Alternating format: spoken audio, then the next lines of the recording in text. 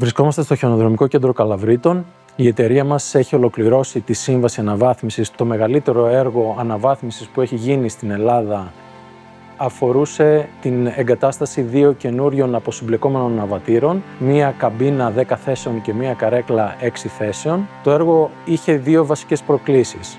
Η πρώτη βασική πρόκληση ήταν το περιορισμένο χρονικό διάστημα υλοποίησης των εργασιών σε αυτό το υψόμετρο λόγω των αντίξων καιρικών συνθηκών.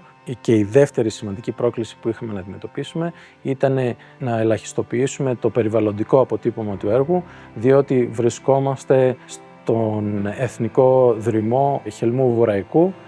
Είχαμε στενή συνεργασία με τις υπηρεσίες περιβάλλοντος, τόσο στην περιφέρεια όσο και στο Δήμο και στον ΟΦΙΠΕΚΑ, και καταφέραμε να πετύχουμε αυτόν τον στόχο.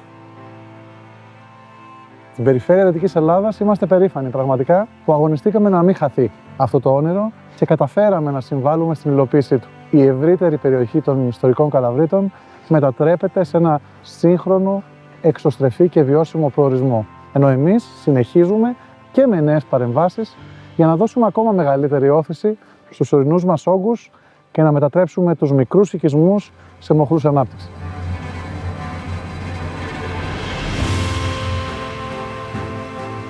Το χιονοδρομικό είχε 3 βασικούς στόχους: την αύξηση της μεταφορικής ικανότητας, την μείωση του χρόνου μετάβασης και την βελτίωση της παρεχόμενης υπηρεσίας προς τους επισκέπτες του. Η εταιρεία μας πέτυχε τους στόχους αυτούς με την εγκατάσταση των νέων αναβατήρων και επιπλέον καταφέραμε να μειώσουμε το περιβαλλοντικό αποτύπωμα του χιονοδρομικού, εγκαθιστώντας το σύγχρονο σύστημα κίνησης Direct Drive. Πραγματικά το να δουλεύουμε με τόσο σύγχρονα εργαλεία είναι μοναδικό. Τα επίπεδα ασφαλείας, όχι μόνο για τον κόσμο, αλλά και για εμάς που εργαζόμαστε στη συντήρηση και λειτουργία των αναβατήρων, είναι μοναδικά. Ούτε εμείς οι ίδιοι δεν μπορούσαμε να φανταστούμε ότι εδώ, σε αυτό το χιονοδρομικό κέντρο, στο Χελμό, θα δούμε τέτοιας ποιότητας εξοπλισμό και αναβατήρες.